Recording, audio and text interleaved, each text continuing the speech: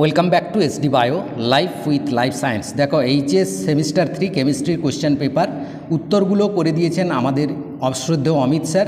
সমস্ত উত্তর আশা করি ঠিক হবে। তাড়াহুড়োর মধ্যে যদি একটা আধটা ভুল হয়ে যায় আমি কিছুক্ষণের মধ্যেই সেটা কারেকশান করে দেবো, কমেন্টে পিন করে দেবো, তোমরা চেক করে নেবে, ঠিক আছে? কোশ্চেন নাম্বার 1 উত্তর হবে সিটা। এবার কোশ্চেন নাম্বার 2 দেখো, কোশ্চেন নাম্বার 2 উত্তর হবে হেনরি সূত্র মেনে চলে না, ডিটা হবে অ্যামোনিয়া গ্যাস। কোশ্চেন নাম্বার 3তে আসি। তারপরে দেখো এটা হবে কোশ্চেন নাম্বার 3 হবে ডিটা হবে সঠিক উত্তর, লায়োফিলিক সলযোগ।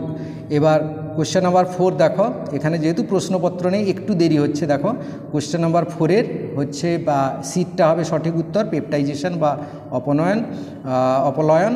আর তারপরের কোশ্চেন দেখো কোশ্চেন নাম্বার 5। কোশ্চেন নাম্বার 5-এর মধ্যে কোশ্চেন নাম্বার 5-এর যে আনসারটা সিরিজটা মিলিয়ে নেবে, হ্যাঁ। 5-এরটা হচ্ছে বিটটা হবে সঠিক উত্তর। কোশ্চেন নাম্বার 6 যেটা আছে 6টা দেখে নাও। কোশ্চেন নাম্বার 6 হচ্ছে কুয়াশা কী ধরনের, আর সেটা হবে সিটটা হবে সঠিক উত্তর, গ্যাসের মধ্যে তরল। আচ্ছা, কোশ্চেন নাম্বার 7 চলে আসি। 7-এর নির্দিষ্ট উষ্ণতায় দ্রবণীয় সুক্রোজের দ্রবণ যেটা রয়েছে 7-এরটা হবে সি উত্তর 0.2 m। আচ্ছা, কোশ্চেন নাম্বার 8টা আসি। এবার দেখো কোশ্চেন নাম্বার 8টা হবে বীর হবে তঞ্চন, এটা হবে সঠিক উত্তর, তঞ্চনটা। আর কোশ্চেন নাম্বার 9-এ চলে আসি। নিচের কোন যৌগটি পারক্ষ থেকে, সেটা হবে কোনটা? 9 হচ্ছে ডিটা হবে সঠিক উত্তর, H2S2O7। কোশ্চেন নাম্বার 10-এ আসি। এবার 10-এ দেখো কোন যৌগটি যুগ্ম জারণ বিজারণ, এটা হবে বিটটা হবে সঠিক উত্তর, অর্থাৎ NO2H2O2। এবার কোশ্চেন নাম্বার 11 দেখি। 11-এর নিচের কোনটি দ্বিমেরূপ, যেটা হচ্ছে 11-এর সঠিক উত্তর হবে সিটটা XeF4। এবার কোশ্চেন নাম্বার 12-এ আসি। কোনটি ইলেকট্রন আসক্তি সর্বনিম্ন, 12-এরটা হবে ডিটা হবে সঠিক উত্তর, ও অক্সিজেন। আচ্ছা, এবার কোশ্চেন নাম্বার পরের কোশ্চেন 13 দেখো, নিচের কোনটি সবচেয়ে বেশি আম্লিক, এটা হবে 13 হচ্ছে সিটটা হবে সঠিক উত্তর।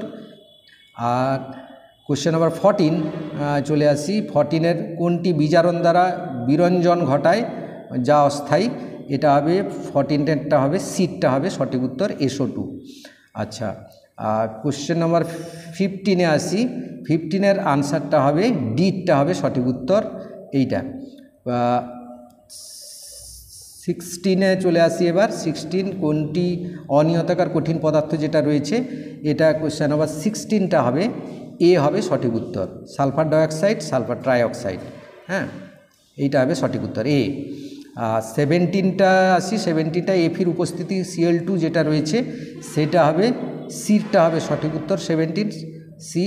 আর 18টা হবে 18-এর দাগের উত্তরটা হবে এ হবে সঠিক উত্তর, 18 হবে এ সঠিক উত্তর হবে, এরটা সঠিক উত্তর হবে। আর 19 দেখো নেক্সট কোশ্চেন সিরিজটা মিলিয়ে নেবে, দিলে দেখতে সুবিধা হবে, ভালো করে সিরিজ দেখবে, নাহলে উল্টো পাল্টা কমেন্ট করবে। 19-এর দেখো 19টা হবে সিটটা হবে সঠিক উত্তর। আর 20-র দাগে দেখো, 20 দাগের কোশ্চেনটা দেখে নাও, কোশ্চেনটা দেখে উত্তরটা করবে। 20 হবে সিটটা হবে HCl পার কপার যেটা আছে। আর 21-এরটা হবে 21 হবে এরটা সঠিক উত্তর, 21-এর এ। আচ্ছা, 22-র উত্তর দেখো, 22ও হবে এরটা হবে সঠিক উত্তর, 22-তে এরটা হবে সঠিক উত্তর, হ্যাঁ, ক্রমটা যেটা রয়েছে।